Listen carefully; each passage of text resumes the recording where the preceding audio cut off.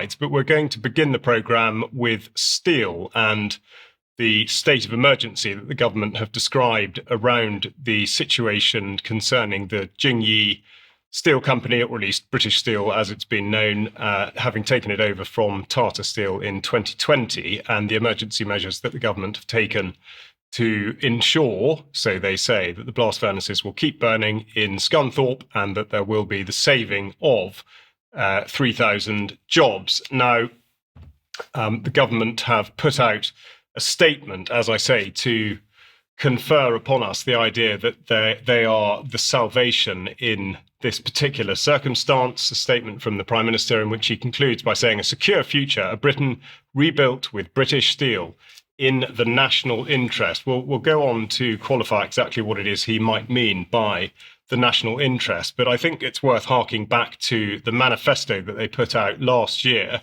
and to ask what effect the committed £2.5 billion to steel has actually had, and whether this apparent crisis could have been averted. But also, when considering the numbers, on the very next line of the manifesto was the commitment to the most pointless exercise yet described by government, which of course was a £1 billion commitment to the capture of carbon dioxide.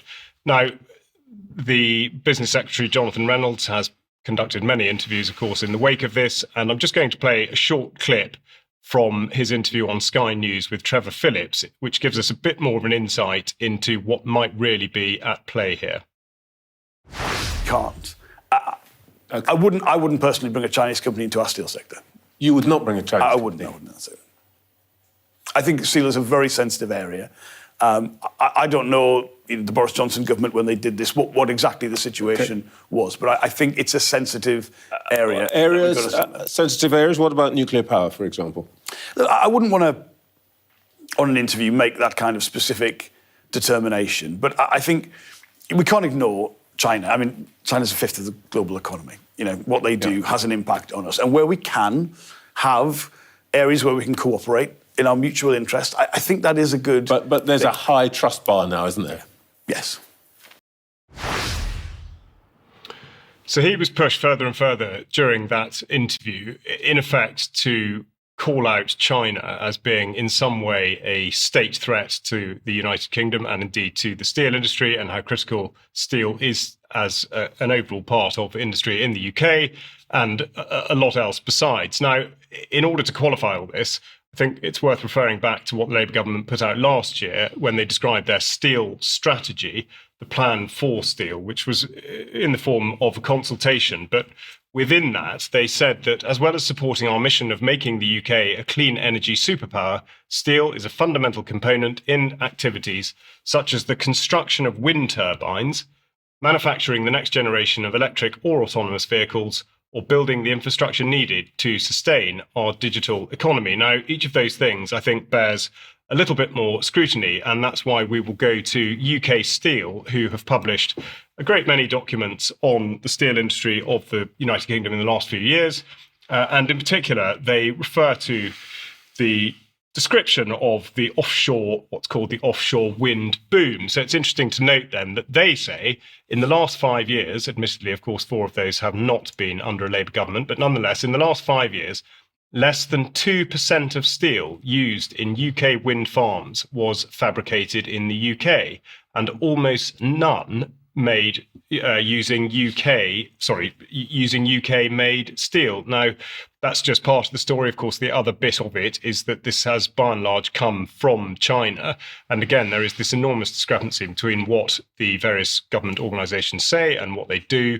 And we refer back to the oft-quoted Richard Dearlove saying that China presents a state threat via these sorts of means. And yet, of course, wind is never one area in which we're to consider that China does, in fact, pose such a threat. We go on to look further at UK Steel and indeed on the electricity prices. And this is where we get perhaps closer to the heart of it. And this is a comparison there with the UK circled on the right, showing that the cost of energy in order to produce steel in this country is significantly higher than France and Germany. And of course, this goes back to the net zero agenda.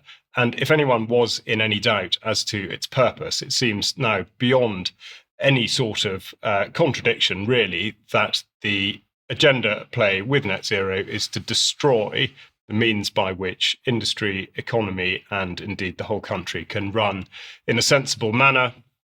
And we see this time and again. So not only are we looking at an industry that relies on the production of steel by the use of coking coal, which of course is something that the government shut down by not giving the go-ahead to a mine in Whitehaven, which would have produced fuel with which to run this plant because of net zero. The government say that they're still committed to net zero, but in a worldwide sense. So whilst they can say that we won't do it here, we will absolutely have to do it elsewhere in order that we get put in such a vulnerable position as this, with, of course, a large quantity of coking coal having to come in from Japan as part of what's being described as a rescue package. Now, we'll just have a quick look at the legislation itself, because it is perfectly extraordinary. As I say, the House of Commons, both Houses of Parliament, met on Saturday, which hasn't happened since April 1982, with the then emergency relating to the Falklands. Now, I would like to draw attention to this particular clause, which gives powers to the Minister of entering using force if necessary the premises where the specific assets are situated. So effectively, this is granting control of any assets pertaining to steel. It also suggests, in terms of the intervention, that these assets are either to be used or not to be used in a particular way. And indeed, the consequences are spelt out too. If these are not adhered to, then the person committing the offence is liable to be proceeded against and punished accordingly. It seems unnecessarily strong language when we're talking about trying to rescue a business one step short of nationalising it. And this was articulated, in fact, or at least pushed back against by many people, particularly in the House of Lords. We've got Lord Moylan here, who said that it is not, in fact, nationalisation. It is in some ways almost worse. It is the confiscation and control of a private company with no safeguards and no sunset clause. The other point made in the House of Lords, among many, was why steel? Steel industry, which has failed time and again. Why should steel be propped up? And the reason I ask that question, or at least amplify that question from the House of Lords, is that, of course, steel is certainly on the wane. Again, going back to the net zero agenda, the production of electric vehicles use increasing amounts of aluminium as opposed to steel. There's no evidence really to support the fact that steel should be supported over any other industry than any other industry.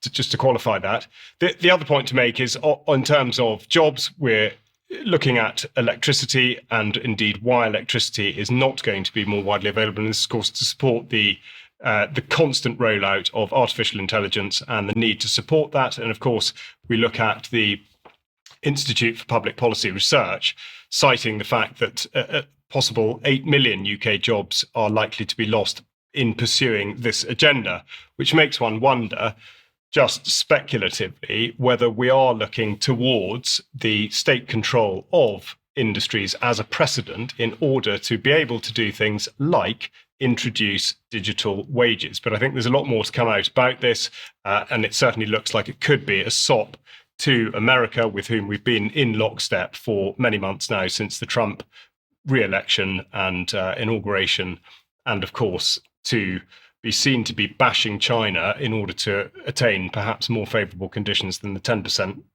tariff that we have been given could also be a large factor. There'll be a lot more to come out on this, and we're now going to go across to Diane to look at behavioural change.